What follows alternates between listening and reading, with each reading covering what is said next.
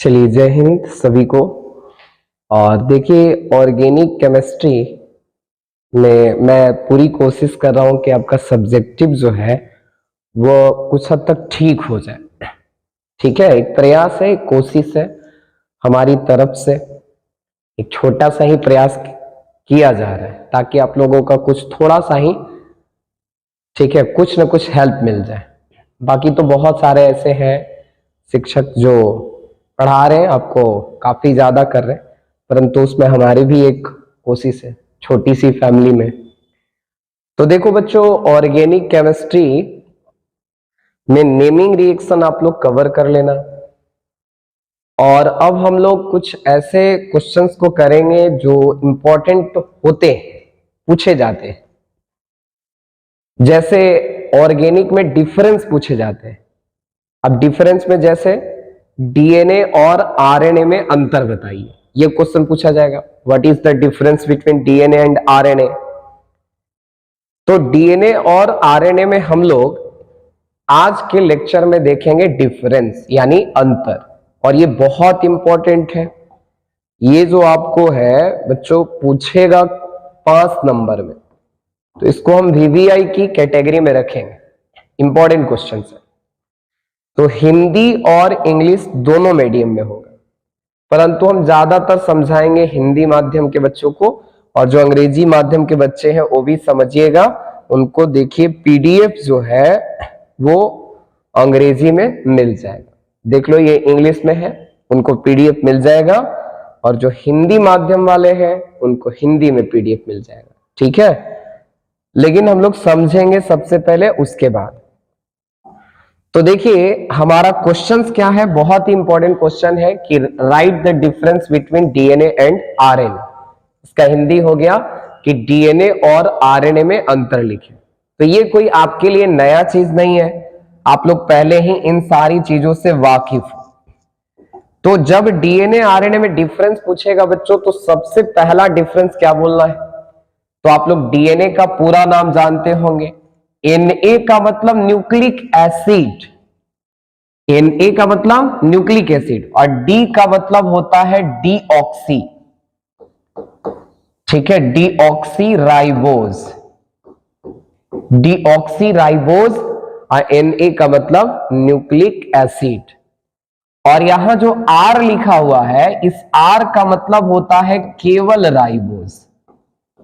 तो R का मतलब राइबोज, राइबोज हो जाएगा, और Na का मतलब न्यूक्लिक एसिड। तो पहले पूरा नाम हम लोग जान गए दोनों का फुल फॉर्म। डीएनए का पूरा नाम क्या है, deoxy ribose nucleic acid. Deoxy, dioxy नहीं, डीऑक्सी।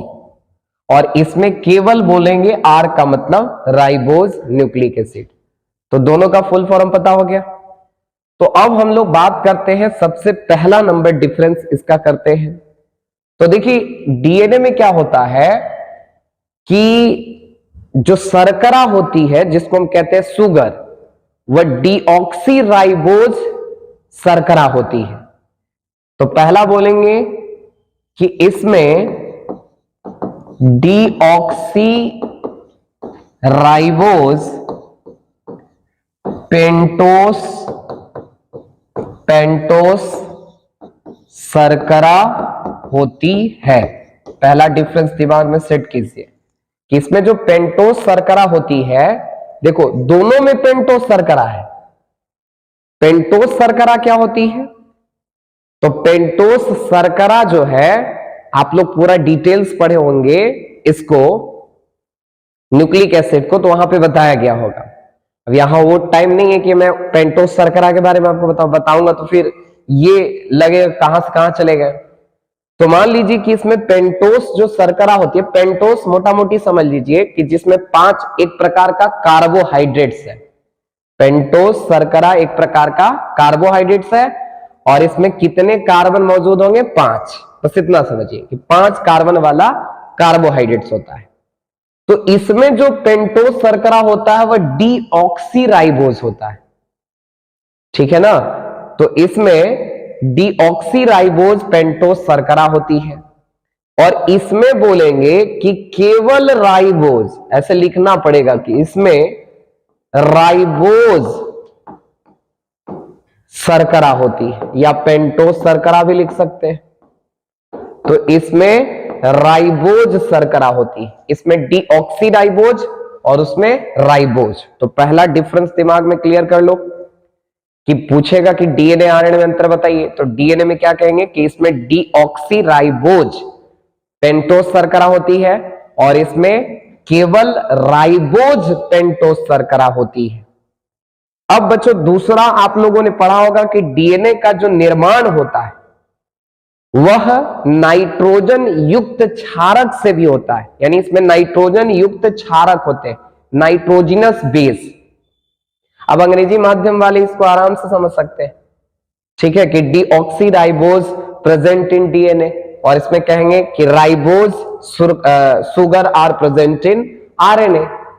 अब देखो बच्चों, इसमें जो नाइट्रोजन युक्त क्षारक होता है वो कौन कौन होता है, तो आप ही बताओ। तो सर इसमें नाइट्रोजन युक्त क्षारक होता है एडेनिन, गवानिन, साइटोसिन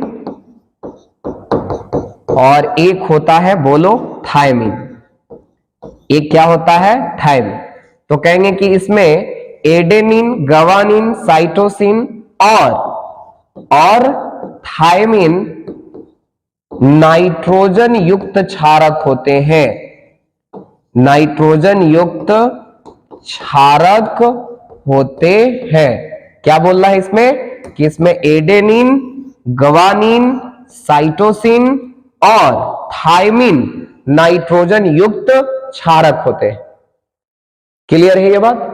और देखो इसमें क्या बोलना है कि इसमें ये तीन चीज इसमें भी है, एडेनिन, गवानिन, साइटोसिन इसमें भी है। तो इसमें क्या बोलना है दूसरा नंबर कि इसमें भी, यानी इसमें गवानिन, पहले एडेनिन लिख देते हैं, एडेनिन, गवानिन, साइटोसिन, लेकिन एक जो है इसमें मैं लिख रहा हूं यूरासिल। क्या है बच्चों? यूरासिल। तो यूरासिल नाइट्रोजन युक्त क्षारक उपस्थित होते हैं, नाइट्रोजन युक्त क्षारक उपस्थित होते हैं, उपस्थित होते हैं। बस इतना आपको लिखना है। तो आपसे पूछेगा कि बताओ इसमें क्या है, तो एक है थायमिन, थायमिन देख लो, और इसमें थायमिन की जगह क्या है? यूरासिल है। तीन गो कॉमन है, एडेनिन, गवानिन, साइटोसिन कॉमन है, लेकिन थायमिन इसमें है और इसमें यूरासिल। तो अगर आपसे यहां से ऑब्जेक्टिव भी पूछ सकता है, क्या पूछेगा कि बताइए वह कौन सा क्षारक है, नाइट्रोजन युक्त क्षारक, जो डीएनए में तो है लेकिन आरएनए में नहीं है। तो बताइए आंसर क्या हो जाएगा? थायमिन। अब एक और पूछेगा, कहेगा क्या कि वह कौन सा क्षारक है, बिल्कुल जो तुम सोच रहे हो, जो आरएनए में है लेकिन डीएनए में नहीं है, तो वो कौन सा हो जाएगा बच्चों? यूरासिल। तो थायमिन यानी इसमें प्रेजेंट रहेंगे, इसमें नहीं रहेगा। तो इसमें यूरासिल प्रेजेंट है तो इसमें यूरासिल नहीं है, मतलब ये कॉमन नहीं है, बाकी तीन कॉमन है। तो दो क्लियर हो गया। बताओ डीएनए में डीऑक्सीराइबोज पेंटोज शर्करा होती है और आरएनए में राइबोज पेंटोज शर्करा होती है। डीएनए में एडेनिन, गवानिन, साइटोसिन और थायमिन नाइट्रोजन युक्त क्षारक होते हैं, नाइट्रोजिनस बेस होते हैं। और इसमें जो होते हैं एडेनिन, गवानिन, साइटोसिन और यूरासिल जैसे नाइट्रोजिनस बेस अर्थात नाइट्रोजन युक्त क्षारक होते हैं। तो बच्चों दो तो अंतर आप लोग कर लोगे। चलो तीसरा डिफरेंस हम लोग करते हैं, और तीसरा डिफरेंस बच्चों क्या कहता है उसको समझने की कोशिश करते हैं। और ये पूछेगा तो 3 नंबर में नहीं तो 5 नंबर में पूछ देगा। अब तीसरा डिफरेंस क्या होता है, तो देखिए डीएनए के बारे में जानते हैं कि डीएनए जो होता है वह, डीएनए जो होता है वो आनुवांशिक गुणों का संग्रह करता है, मतलब जेनेटिक ट्रेड्स को सिंथेसिस करता है। तो हम ये कह सकते हैं कि यह आनुवांशिक यानी जेनेटिक्स, आनुवांशिक गुणों का संग्रह करता है। तो इसका काम है आनुवांशिक गुणों का संग्रह करना। लेकिन ये जो होता है बच्चों, ये जो होता है कि यह प्रोटीन का संश्लेषण करता है। ठीक है, प्रोटीन का संग्रह करता है। आप ये ऐसे भी लिख सकते हो, प्रोटीन का संग्रह करता है। ठीक है, तो ये आनुवांशिक गुणों को कलेक्ट करता है, संग्रह करता है, और ये प्रोटीन का संग्रह करता है। तो ये तो आप 3 डिफरेंस कर लोगे। नंबर 4, देखिए डीएनए जो होता है उसका लाइफ टाइम ज्यादा होता है, किसकी तुलना में? आरएनए की तुलना में। तो आप ये भी डिफरेंस में लिख सकते हो कि इसका जीवन काल, ठीक है, इसका जीवन काल अधिक होता है, इसका जीवन काल अधिक होता है। ठीक है, लाइफ टाइम जो होता है वह लार्ज होता है, लॉन्ग होता है। ठीक है ना, तो लाइफ टाइम पीरियड इसका ज्यादा है और इसका जीवन काल कम होता है। तो बिल्कुल सर ये तो याद हो जाएगा, बड़ा सिंपल है। तो कहेंगे क्या कि इसका जीवन काल कम होता है। तो इसका जीवन काल कम होता है और उसका जीवन काल ज्यादा होता है। ठीक है, तो इसका जीवन काल अधिक है और इसका जीवन काल कम है। लाइफ टाइम पीरियड उसका कम माना जाता है, इसका ज्यादा माना जाता है। अब बच्चों आप सोचो कि जिसका लाइफ टाइम कम है वो स्टेबल होगा या अनस्टेबल होगा, अस्थाई होगा या अस्थाई होगा? अब जिसका लाइफ टाइम कम है वो अस्थाई, और जिसका लाइफ टाइम ज्यादा है वो स्थाई होगा, स्टेबल होगा। तो बताओ डीएनए का लाइफ टाइम ज्यादा है तो इसको आप क्या मानोगे, स्टेबल कि अनस्टेबल? बिल्कुल स्टेबल कहेंगे। तो अगला पॉइंट क्या लिख सकते हैं कि यह अस्थाई होता है। क्या होता है? ये अस्थाई होता है। और इसमें क्या लिखेंगे कि यह अस्थाई होता है, अस्थाई होता है। तो एक बार बताओ पहला डिफरेंस क्या था? तो डीएनए में डीऑक्सीराइबोज शर्करा उपस्थित होती है और आरएनए में राइबोज शर्करा उपस्थित होती है। डीएनए में कौन कौन सा नाइट्रोजन युक्त क्षारक होते हैं? Adenine, guanine, cytosine, thymine. और आरएनए में कौन कौन से होते हैं? एडेनिन, ग्वानिन, साइटोसिन और यूरासिल। बताओ डीएनए का काम क्या है? तो आनुवांशिक गुणों का संग्रह करता है और यह प्रोटीन का संग्रह करता है, संश्लेषण करता है, संग्रह करता है। चौथा नंबर मैंने कहा डीएनए का लाइफ टाइम ज्यादा या कम? ज्यादा। लेकिन आरएनए का लाइफ टाइम कम होता है, यानी जीवन काल इसका ज्यादा है, इसका जीवन काल कम। अब जीवन काल ज्यादा है तो ये अस्थाई है और ये क्या है? अस्थाई। और एक लास्ट हम डिफरेंस कर लेंगे, हालांकि बहुत से डिफरेंस होते हैं लेकिन हमें 5 डिफरेंस मैक्सिमम चाहिए। ठीक है, तो छठा नंबर कहेंगे कि इसकी जो संरचना होती है, आप लोगों ने पढ़ा होगा इसकी संरचना द्विकुंडलित होती है, द्विकुंडलित होती है। तो इसकी संरचना डबल हेलिकल स्ट्रक्चर इसको कह सकते हो, द्विकुंडलित होती है।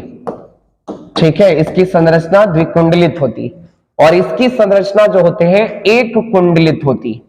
तो छठा नंबर कहेंगे कि इसकी संरचना डबल नहीं बल्कि सिंगल, एक कुंडलित होती है, एक कुंडलित होती है।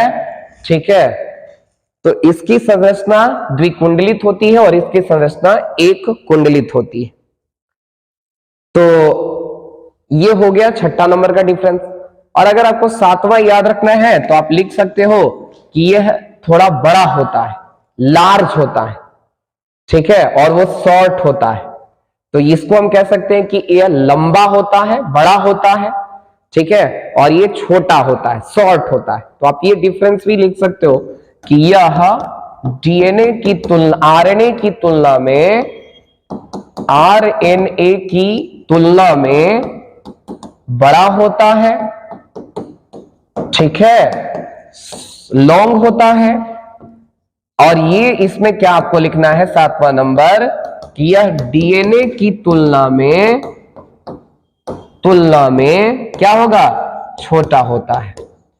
तो बिल्कुल एक बार मैं आपको बोल देता हूं, ठीक है, आप लोग सुन लो और उसके बाद ये आपको पीडीएफ दे देंगे तो आप इस फॉर्मेट में भी याद कर सकते हो। तो पूछेगा डीएनए में आरएनए में अंतर बताइए, तो पहला कहेंगे कि डीएनए जो होता है वह इसमें डीऑक्सीराइबोज शर्करा उपस्थित होती है, इसमें राइबोज शर्करा उपस्थित होती है। डीएनए में एडेनिन, ग्वानिन, साइटोसिन, थायमिन क्षारक उपस्थित होते हैं और इसमें एडेनिन, ग्वानिन, साइटोसिन, थायमिन और यूरासिल जैसे नाइट्रोजन युक्त क्षारक उपस्थित होते हैं। नेक्स्ट बोलना है कि डीएनए आनुवंशिक गुणों का संग्रह करता है और आरएनए प्रोटीन का संग्रह करता है। फिर कहना है कि डीएनए का जीवन काल अधिक होता है, आरएनए का जीवन काल कम होता है। तो जीवन काल ज्यादा है तो अस्थायी होगा, तो डीएनए अस्थायी होता है और आरएनए कम अस्थायी होता है, यानी अस्थायी कह सकते हैं, अनस्टेबल कह सकते हैं उसको। और एक मैंने बताया कि डीएनए की संरचना कैसी होती है, द्विकुंडलित होती है और आरएनए की संरचना कैसी होती है, एक कुंडलित होती है। ठीक है, डीएनए बताओ लंबा होगा या छोटा होगा, यानी बड़ा या छोटा, बड़ा होगा और आरएनए छोटा होगा, किसकी तुलना में, डीएनए की तुलना में।